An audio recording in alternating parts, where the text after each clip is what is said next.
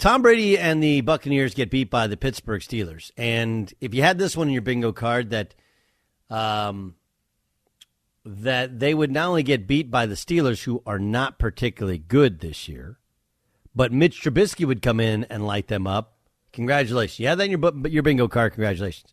Brady was fired up. He got onto his offensive line at one point in time in the game. Here's the explanation for what happened. I think it's just execution. We have to play a lot better.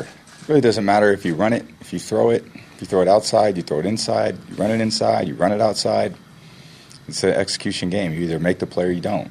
So there's too many plays we're not making. It's all of us. It's the whole offense. We all have to do a better job. In the run game, the pass game, everyone's got to do a better job. Obviously, there's no position that's performing at an elite level right now. So Brady accepts responsibility. If you looked at him if you listened when he was getting onto his offensive lineman, he was doing the old, you guys are way better than this. We're way better than this than we're playing. And then he got into them, which is smart. There's some self-deprecation there. There's some self-critique, but there's also the pumping up his teammates, all that other stuff. And I'm sure there's a couple of guys in there like, yo, he went to Robert Kraft's wedding instead of prepping for the game with us. Whatever. What's happening in Tampa Bay is very foreseeable. And I think the easiest analogy for all of us to pick up on is the pick-up ball on Saturday analogy. Like, I have all kinds of Saturday games I love to get. And when you're done, you're done. And what happens is it's usually like, if you start at 8, it's like 10 o'clock. Everybody's like, yo, I got to go. I got to take my kid's got a baseball game. My kid's got a flag game. My daughter's got a dance thing. And there's always a guy who still has juice in the tank, usually not close to the best player, just comes down for a bunch of exercise, loves a little bit of competitiveness. And what happens? You get done playing, and he starts doing the count, and guys are still kind of mulling around, shooting the ball, thinking, man, maybe we'll play one more. And then he points at you, and you're like, hey, man, you got one more in you? You got your shoes unlaced? You've already texted wherever you're going, on my way? If you need, what do you always say? If you need one, I'll play. And like, well, we need you.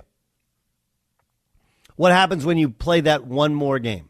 Somebody always gets hurt, and the game is usually not played at the same level as the previous games because guys have kind of one foot mentally out the door. And when you do that, physically, your game follows. That's what's happening here. It happened with Favre. Favre was on his tractor. Okay, Chile sent 3 guys down in a private plane to bring him back. He comes back with a hat that looks like it's been worn 1 million times. This is before the days of Favre allegedly taking millions of dollars of welfare money. This is back when Favre was a national hero. He comes back to Minnesota, and not only does his record of consecutive starts collapse, but the actual dome that the Vikings used to play in collapsed. Happens all the time. You try, well, let's do one more. Run it back one more time. Jordan, I think, didn't he get hurt in his last, pulled his calf or something his last season? I mean, we all talk about Peyton Manning and his ability to somehow survive that last season, 9 touchdowns, 17 receptions. He got hurt middle of it. Anytime you try and run it back for one more, somebody gets hurt, usually you. And what seemed like a good idea, what seemed like the search for, man, those were good games, let's play one more, ends up sometimes leaving a bad taste in your mouth. I mean, you kidding me? We're really questioning Tom Brady? But that's what happens. When you don't have sweat equity with guys, when they didn't see you in the middle of training camp, I get that Tom Brady's been great, but right now he's not super invested. That happens with coaches as well. Coaches get to the end of should I leave? Should I come back? Nah, stay. And they stay, and they collect the check, and game days, they're locked in. And some practice, but some they're just they just kind of mail it in. I don't know if Tom Brady's mailing it in or just the perception of him is. But what I feel like Tampa is doing is it's the run one back scenario. And anytime you try and run one extra game, this is what happens. This is it. You know, this game yesterday between the Buccaneers and Steelers is one that we talked about on our Sunday show quite a bit because there was a lot, not only with Steelers side, but obviously what you're talking about with the Buccaneers. They're missing a lot of things. And I know you're not going to bring Antonio Brown back. I know that is not going to happen. but they're missing that type of player. They're actually missing Gronk as the type of player. They don't have anybody on that offense that scares you 15 yards or further downfield. It's really amazing on like you can it's a lot of it's on Brady's shoulders, and actually a lot of it's on Leonard Fournette's shoulders as well, because he's now a viable passing option in that offense because they just don't have all the guys that they used to have. But it is not an explosive offense anymore.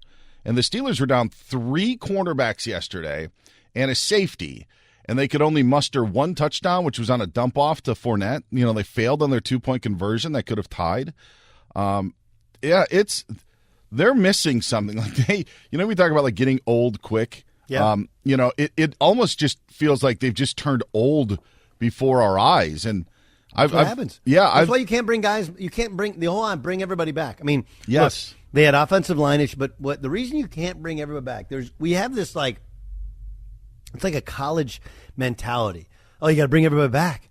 Like, no, guys the league is really young. The reason the average career for guys is 3 or 4 years, because the league is young. You got to keep older guys get hurt more often. They're not only more expensive, they get hurt more often. And that's what's happened. Their wide receivers have been banged up. Their offense, you lost your center to start the year. You had a guard retire. You had other offensive line issues. I point out the Gronk thing because Gronk not only helps you in the pass game, Gronk's an outstanding blocker. And even as he lost some of his elusiveness, he's maintained that he's a 6th offensive lineman, always has been. So you lose a lot with Gronk. You do lose something with Antonio Brown. You can't bring Antonio Brown back and all the other stuff, but I get it, right? Like, you need a little bit of crazy in your team if he has that level of talent, and they don't have it. Yeah. You also need a guy that can take 160 yards to the house. Yes. Yeah. I mean, like, look, I would actually say the same thing is true for Kansas City. Like, we're sitting here going like, oh, well, Kansas City, they could have won that game. They were close. Like, they easily could have lost. They're not the same without Tyreek Hill.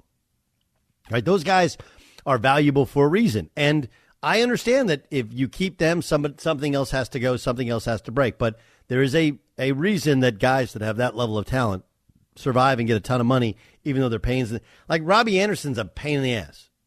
Robbie Anderson got traded today, obviously, from Carolina to Arizona. If you Google what Robbie Anderson said to a cop in New Jersey, you're like, how is that guy in the NFL? Well, because he's got incredible speed, game-breaking speed, and he can be a cheat code for you. He can take one to the house. He can take a simple, like, little screen pass to the house and make you look like you're a much better coach, much better team than you actually are. So I agree with your point. Series of points.